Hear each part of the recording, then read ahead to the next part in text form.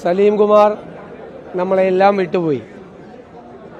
ഏത് സംഘർഷ നിർഭരമായ സാഹചര്യത്തിലും ഏത് മലയാളിയെയും അവൻ്റെ സാധാരണ നിലയിലേക്ക് മടങ്ങിയെത്തിക്കാൻ കഴിവുള്ള നർമ്മബോധത്തിനും ഉടമയായിരുന്നു സി സലീം കുമാർ.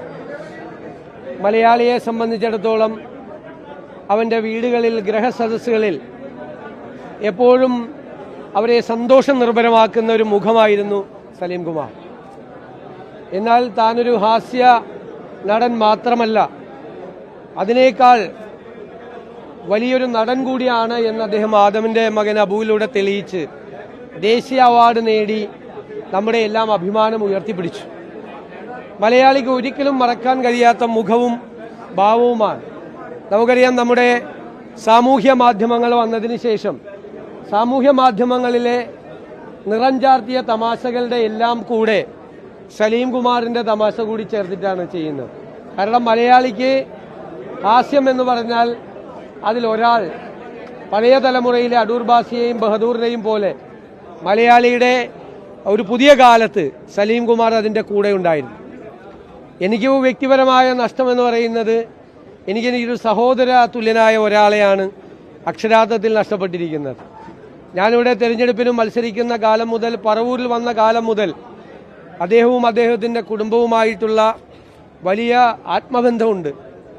ഞാൻ തെരഞ്ഞെടുപ്പിൽ മത്സരിക്കുമ്പോഴെല്ലാം ഷൂട്ടിംഗ് വരെ ക്യാൻസൽ ചെയ്ത്, ഞാൻ നോമിനേഷൻ കൊടുക്കുന്ന അന്നു മുതൽ എല്ലാ ദിവസവും തെരഞ്ഞെടുപ്പ് ഞാൻ ജയിച്ചെന്ന് പ്രഖ്യാപിക്കുന്നത് വരെ അദ്ദേഹം കൂടെ ഉണ്ടാവും. അത് കഴിഞ്ഞിട്ടേ പോവുള്ളൂ എവിടെയും, പിന്നെ കാണില്ല. പിന്നെ ഞാൻ അങ്ങോട്ട് വിളിക്കണം, ഇങ്ങോട്ടൊരാവശ്യത്തിനും വരില്ല. ഞാൻ മത്സരിച്ച എല്ലാ തെരഞ്ഞെടുപ്പുകളിലും എൻ്റെ ഓഫീസ്, തെരഞ്ഞെടുപ്പ് കമ്മിറ്റി ഓഫീസ് ഉദ്ഘാടനം ചെയ്തിട്ടുള്ളത് ശ്രീ സലീം കുമാർ.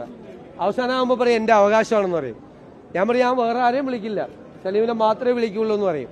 അത്രമാത്രം നല്ല ഉറച്ച രാഷ്ട്രീയ ബോധ്യം, ഏത് തിളച്ചുമറിഞ്ഞ കാലാവസ്ഥയിലും തൻ്റെ ഉറച്ച രാഷ്ട്രീയ ബോധ്യത്തിന് ഒട്ടും വെള്ളം ചേർക്കാത്ത ഒരാൾ കൂടിയാണ് എൻ്റെ സ്നേഹിതനെന്ന് എനിക്ക് അഭിമാനമുണ്ട്.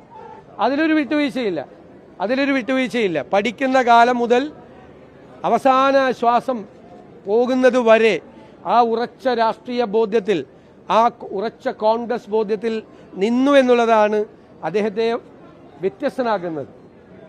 ഏറ്റവും അവസാനം പങ്കെടുത്ത പരിപാടി ഞാൻ മുഖ്യമന്ത്രിയായി സത്യപ്രതിജ്ഞ ചെയ്തതിന് ശേഷം പറവൂരിലെ പൗരാവലി എനിക്ക് നൽകിയ സ്വീകരണത്തിനാണ്.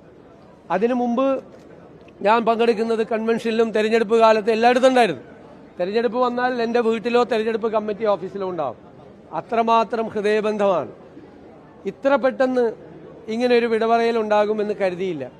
ഇന്നലെ രാത്രിയാണ് വീണ്ടും അദ്ദേഹത്തിന് കടുത്ത ഒരു ഹൃദയാഘാതം ഉണ്ടായി ആ വേർപാടുണ്ടായത്. ഞാൻ കുടുംബത്തിനോടുള്ള ഔപചാരികമായ ദുഃഖം പ്രകടിപ്പിക്കുന്നില്ല. കാരണം ആ കുടുംബം എൻ്റെ കൂടെ കുടുംബമാണ്, ഞാനും കൂടി ആ കുടുംബത്തിൽ ഉൾപ്പെട്ടതാണ്.